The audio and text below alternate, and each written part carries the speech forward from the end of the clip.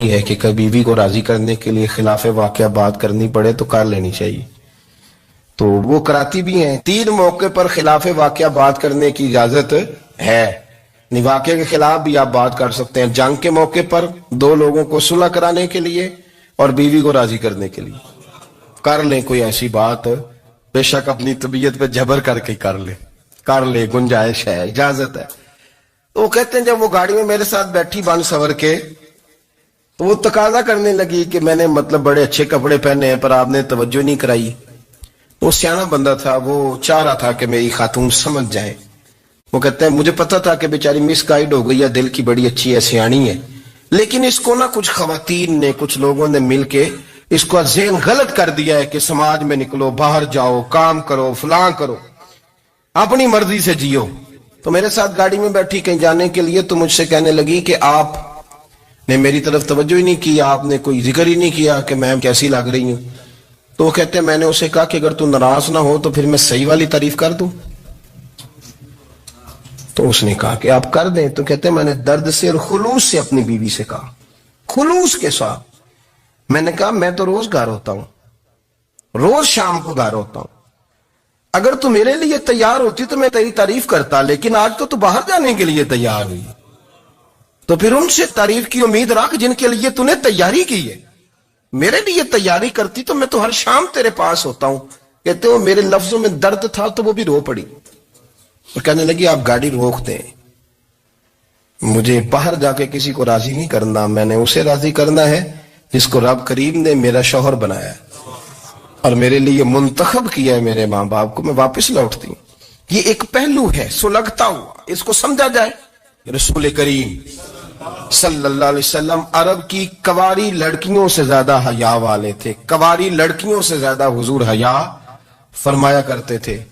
جب خانہ کعبہ کی مکہ شریف میں تعمیر ہو رہی تھی نا، اہل عرب اس کو تعمیر کر رہے تھے، تو نبی پاک صلی اللہ علیہ وسلم اپنے چچا حضرت عباس کے ساتھ خانہ کعبہ کی تعریف میں مصروف تھے۔ تو عرب کے لوگ چونکہ لمبا کرتا پہنتے تھے پیروں تک، تو نیچے اگر کسی وقت کوئی چیز نہیں بھی ہوتی تھی تو کسی کو وہ نظر نہیں آتی تھی، چونکہ پردہ رہتا تھا، لمبا کرتا پہنا ہوا ہوتا تھا۔ تو جب بچے، سرکار کی عمر مبارک بھی ابھی تھوڑی تھی، تو اس طرح بچے جب نکلتے تو وہ کئی دفعہ اپنی تہمت اتار دیتے نیچے سے، اور کوئی مزدوری کرنے لگتے تو 3-4 طے کر کے تہمت کی کندھے پہ رکھ لیتے، جس طرح کبھی دیہاتوں میں لوگ کپڑا سر پہ رکھتے تھے کہ اوپر اگر کوئی وزنی چیز رکھیں گے تو وہ تکلیف نہیں دے گی۔ نبی پاک صلی اللہ علیہ وسلم بھی سب لوگوں کے ساتھ خانہ کعبہ کی تعمیر میں شامل تھے۔ تو حضرت عباس رضی اللہ تعالیٰ عنہ نے کہا حضور سے، ابھی اعلان نبوت بھی نہیں فرمایا تھا، بھتیجے آپ بھی تہمت اتاریے، یہ صحیح مسلم میں حدیث موجود ہے، اور اس کو کندھے پہ رکھ لیجیے، آپ اینٹیں اٹھا کے لا رہے ہیں تو ذرا آپ کو تکلیف نہیں ہوگی۔ تو سرکار دو عالم صلی اللہ علیہ وسلم سے یہ بات کہی اور پھر جلدی سے حضور کی تہمت کو نکال کے حالانکہ لمبا کرتا پہنا ہوا ہے، تو وہ جیسے ہی ان کے کندھے پہ رکھا اینٹیں رکھنے کے لیے تو سرکار تو زمین پہ گر گئے، بے ہوش ہو گئے، آنکھیں آسمان کی طرف، اور پھر حضور پکار رہے ہیں آزاری آزاری آزاری، میرا تہمت دے دو، میرا تہمت دے دو۔ کبھی کوئی شخص اس وجہ سے بھی بے ہوش ہوا ہے کہ میرے وجود سے کپڑا اتر گیا ہے؟ حالانکہ سرکار پر وہ بے ہوشی بھی نبی پاک کا وہ جو غلبہ ہے نا شرم و حیا کا، اس کی وجہ سے ہو، ورنہ تو حضور فرماتے ہیں کہ میری آنکھیں سو جاتی ہیں، دل تو میرا اس عالم میں بھی جاگتا رہتا ہے۔ تو سرکار زمین پہ تشریف لے آئے، آنکھیں میرا تہمت دے دو، میرا تہمت دے دو، تو جلدی سے انہوں نے تہمت دیا تو حضور نے باندھ لیا۔ پھر طبیعت مبارک میں تسلی ہوئی، یعنی ہم اس رسول کے غلام ہیں کہ جن کے تو وجود سے کپڑا اتر جائے تو حضور برداشت نہیں کرتے، قبول نہیں فرماتے، تکلیف شروع ہو جاتی۔ لیکن یہاں نوجوان ہیں اور بڑا قد کاٹ ہے اور بڑے بڑے سمجھدار لوگ ہیں، گرمی آتی ہیں تو شارٹ کپڑے پہن کے گھومتے ہیں، ان کو خیال نہیں کہ یہ وہ والا لباس ہے جو باہر تو کیا گھر میں اماں کے سامنے نہیں پہننا چاہیے، بہنوں اور بیٹیوں کے سامنے نہیں پہننا چاہیے۔ آپ کی گفتگو میں شرم و حیا ہو، آپ کے لب و لہجے کے اندر حسن ہو۔ آپ کو پتہ ہے نبی پاک صلی اللہ علیہ وسلم نے فرمایا میری امت میں سب سے زیادہ حیا کرنے والے عثمان غنی ہیں، عثمان غنی سب سے زیادہ حیا کرنے والے۔ آپ فرمایا کرتے تھے جب سے حضور کا چہرہ دیکھا ہے میں نے کبھی اپنی شرمگاہ بھی نہیں دیکھی، میں نے آنکھوں کا وضو نہیں توڑا، اور جب سے حضور کے دست مبارک میں نے بیعت کے لیے سیدھا ہاتھ بڑھایا تو پھر سیدھا ہاتھ میں نے کبھی گندگی کو نہیں لگایا۔ حیات، آپ باتھ روم کے اندر بھی غسل فرماتے تھے تو کپڑوں سمیت کرتے تھے۔ کسی نے کہا حضرت جی واش روم کے اندر کیوں نہیں کپڑے اتارتے؟ آپ فرمانے لگے باہر بندوں سے حیا کرتا ہوں، اندر جاتا ہوں تو رب سے حیا نہیں شروع ہو جائے، وہ تو دیکھ رہا ہے نا۔ تو میں جو بات آپ کی خدمت میں عرض کرنا چاہتا ہوں اس کو آپ سمجھیے گا میرے عزیز، کہ شرم والا مزاج، گفتگو بھی شرم والی، آنکھیں بھی شرم والی، لباس بھی شرم والا، دوستی یاری بھی شرم والی، بہت ساری ایسی باتیں۔ دیکھیں نا آپ ذرا، میں نے کہا کہ باتوں کو سن کے گزر نہ جایا کریں، اس کی گہرائی پر غور کریں۔ حضور علم کا سمندر ہے، سرکار سے زیادہ علم دنیا میں کسی کے پاس موجود نہیں ہے، اور صحابہ کو موقع ملا ہوا ہے اس سمندر سے فیض لینے کا، لیکن ان کی حالت یہ ہے کہ حضرت علی المرتضیٰ فرماتے 14 دن گزر جاتے، حضور سے کوئی سوال پوچھنا ہوتا تھا پر میں شرم کے بارے نہیں پوچھ پاتا تھا۔ 14 دن بخاری شریف میں موجود ہے۔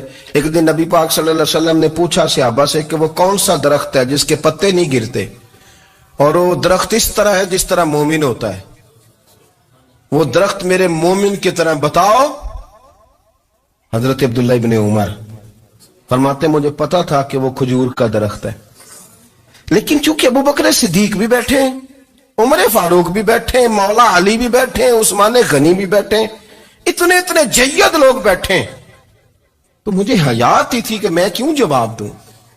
کہتے سرکار نے کئی دفعہ پوچھا، لوگوں نے کئی اور درخت بتائے، پر فرمایا تمہارا جواب درست نہیں ہے۔ آپ حیا کے اس پہلو پر غور کریں کہ سوال کا جواب آتا ہے، سوال کا جواب، یعنی مجھے سوال کا جواب آتا ہو پھر میں دوں نہ، مجھے بدعزمی نہ ہو جائے گی؟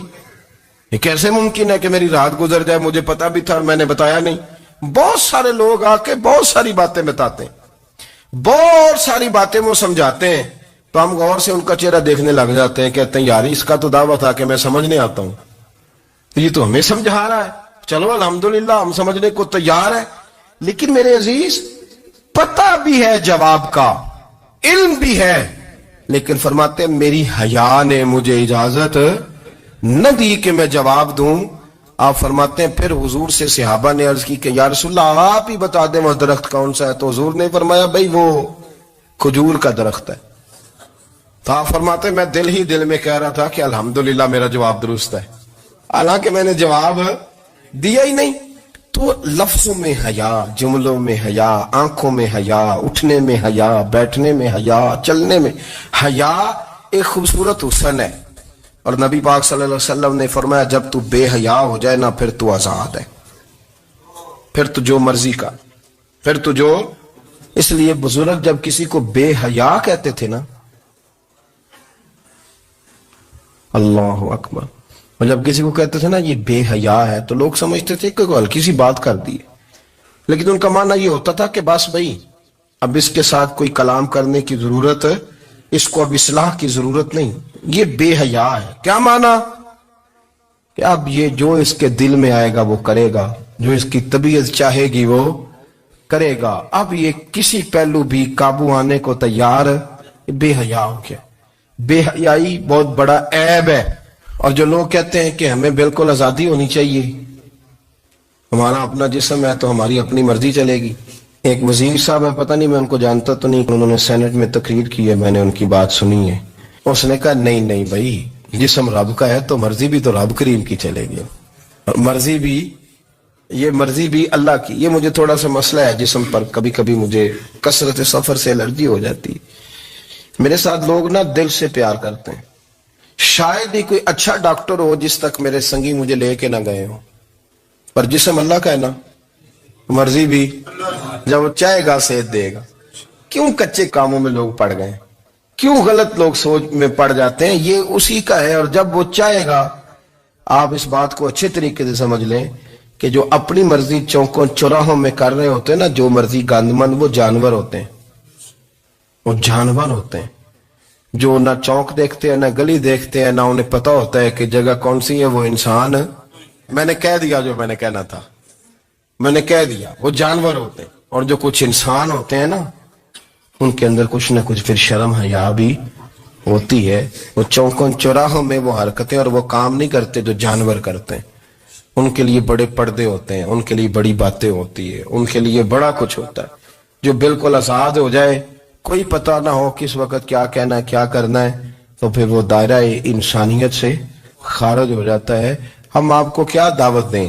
آپ تو وہ باتیں کر رہے ہیں جو اسلام کا انسانیت کے حق میں بھی ٹھیک نہیں. آپ تو وہ والی باتیں کر رہے ہیں جن کا انسانیت بھی تقاضا نہیں کرتی کہ یہ باتیں ہونی چاہیے. لیکن ایک بات, میں تو جذباتی نہیں ہوتا, میں بڑے غور سے چیزوں کو دیکھتا ہوں, سنتا ہوں. اور نہ میں ان موسمی مینڈکوں کی, وہ مجھے راحت ایک صاحب کہنے لگے جی بڑے بڑے مولوی ایک بندے کے ساتھ بیٹھے ہوئے ہوتے تھے اور وہ روزے میں بڑے بڑے درس دیتا تھا تو وہ بھی فلانی حرکتیں کر رہا ہے. تو میں نے کہا ہم نے تو پرانا کہا تھا کہ موسمی مینڈک ہے, تو پرانے کہہ رہے ہیں کہ اداکار ہے.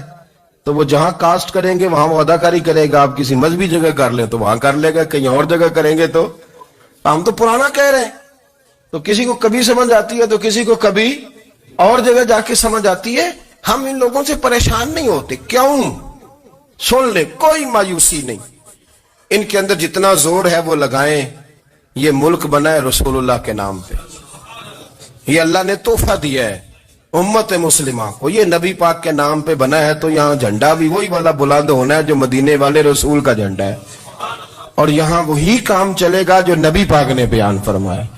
تو اس طرح کئی لوگ آتے ہیں, وہ شور شار کرتے ہیں, چلے جاتے ہیں. اتنے نہ پریشان ہوا کریں. بہت سارے لوگ تو بیچارے اس قابل بھی نہیں ہے کہ ان کا نام لیا جائے. مطلب اتنا ہم ان کو اہمیت دے دیں, ان کا ذکر کریں, ان کا نام لیں, ان کی بات کریں, وہ بیچارے اس قابل ہی نہیں ہے. مطلب سٹیٹس ہی نہیں ہے ہمارا. اتنے فارغ ہیں ہم. جب جو بندہ آئے گا کہانی چھڑے گا تو ہم چھڑ جائیں گے. اور بھائی اللہ کا فضل ہے الحمدللہ تعالی, لوگوں نے بڑا شور کیا اور بڑے زمانے سے دنیا شور کر رہی ہے, پر اللہ کے گھر مسجدیں بھری ہوئی ہیں.